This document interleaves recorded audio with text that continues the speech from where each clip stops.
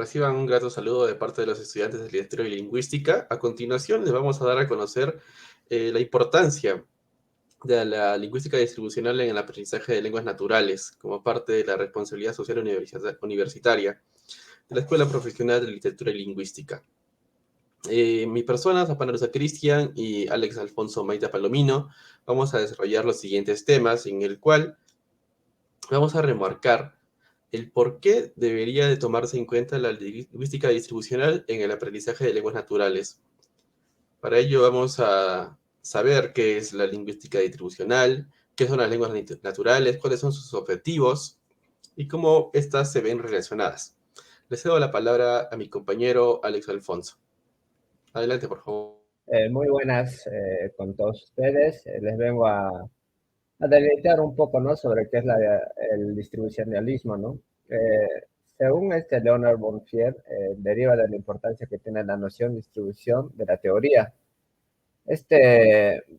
Tiene una explicación ya mecanista. También nos propone que la lingüística se limita a describir el habla, el lenguaje, todo el margen que considera el mentalista, ¿no? Y sobre todo con abstención del sentido de las palabras.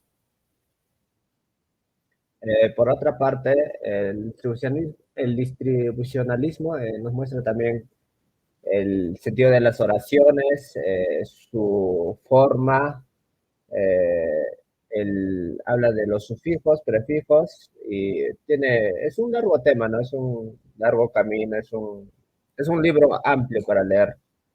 Les voy a hablar ahora sobre el siguiente punto, eh, sobre los objetos generales. Un objetivo general de la lingüística es su formulación de la estructura general del lenguaje. El otro sería reconocer dos estructuras en la descripción de las lenguas, la superficial y las profundas. Esta nos habla de la estructura de la gramática universal, considerarse una serie de reglas donde intervienen, ¿no?, el sintagma nominal y el sintagma verbal, que estos conforman la oración. Y en el siguiente plano también les vamos a mostrar sobre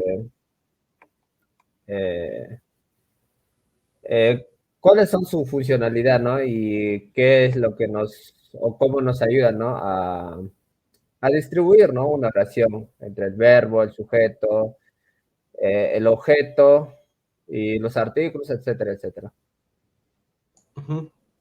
Muy bien. Entonces, ¿qué son las lenguas naturales?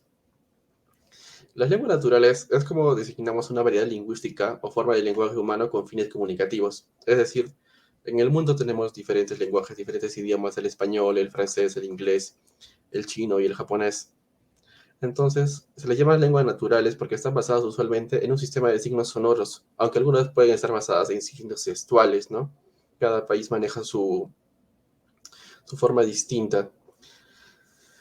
En la sociolingüística hacemos una diferenciación entre una lengua natural, también a veces se utiliza a veces como lengua étnica, en contraposición a las lenguas planificadas o construidas como el esperanto. Es decir, que una lengua natural es algo que se da a través de un proceso histórico, es de forma diacrónica en la lingüística, es a través del tiempo. En cambio, las lenguas que no son naturales son las que son construidas, como el esperanto, que era una suerte de lengua para unificar todas las lenguas y ha sido creada, ¿no?, por lingüistas.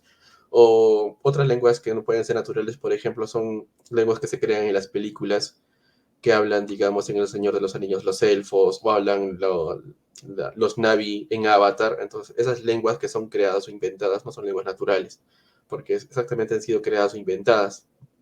Entonces, eh, vamos a analizar de por qué la lingüística distribucional es importante en el aprendizaje de las lenguas naturales.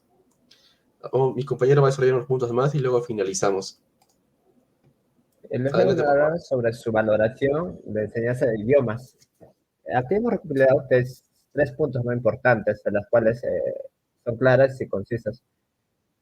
La acción entre descripción estructuralista y la teoría behaviorista del aprendizaje.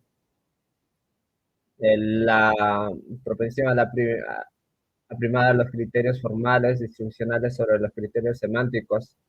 La influencia auxiliadora de la LA, creó la impresión de que la lengua es la única variable de la didaxia de las lenguas.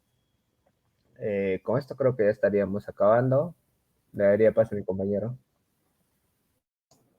Perfecto. En las lenguas naturales, no todas las estructuras que componen, digamos, una idea se reproducen de la misma forma, ¿no? Por ejemplo, en el español decimos, por ejemplo, ¿no? La casa de mi mamá. Entonces, nosotros lo entendemos perfectamente porque hay una secuencia y un orden dentro de esa oración.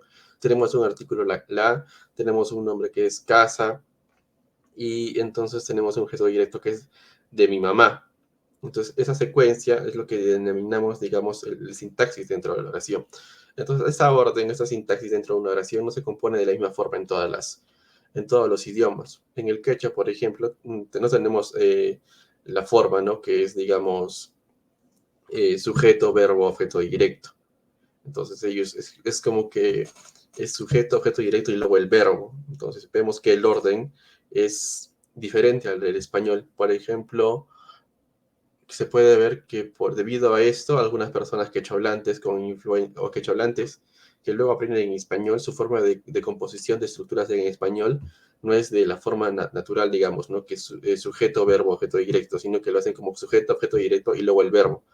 Por eso a veces algunas personas quechohablantes dicen, mañana lo voy a hacer, en vez que digan, voy a hacerlo mañana, y así. Además, como vio mi compañero, tenemos los sufijos o los morfemas que modifican una oración. Por ejemplo, cuando nosotros decimos casa, nos imaginamos una casa normal, ¿no? Todos tenemos una imagen de casa. Pero si decimos casita, nos imaginamos de la casa que nos hemos imaginado hace un momento, una más pequeña. Y es porque ese morfema modifica el significado, el ta, el morfema ta, en casa, casita, entonces modifica. Entonces, cuando nosotros queremos adentrarnos en el mundo, digamos, del aprendizaje de lenguas naturales, en el mundo de la semántica, es muy importante la lingüística distribucional, porque esos morfemas modifican el sentido significativo puede ser tanto de una sola palabra como de una oración. Entonces, muchas veces vemos que cuando nosotros queremos también aprender inglés, un ejemplo regular es, por ejemplo, cuando queremos hacer comparaciones, ¿no? Entre dos elementos. Y la forma normal es añadir morfemas. Por ejemplo, más oscuro que negro, podemos decir dark than black. Entonces, ese morfema el morfema en, entonces es lo que añade ese sentido de comparación entre el dark, que es oscuro, y el black, que es negro. Igual tenemos en el quechua el diminutivo cha, que es el quechua, digamos, cusqueño, que da el sentido de que una palabra tenga ese diminutivo. O podemos también en lenguas amazónicas encontrar otros morfemas que, a diferencia de los morfemas acostumbrados, de que es de tiempo, de aspecto o de número de persona, añaden el de fuente de la información. Si has referido a una información de primera persona o segunda persona. Entonces, hay una variedad de morfemas que añaden nuevo sentido a las oraciones, por lo cual es importante dentro del aprendizaje y enseñanza de lenguas. Eso sería nuestra contribución, digamos, ¿no? A la importancia de lo anteriormente dicho. Muchas gracias por su atención y nos vemos más adelante.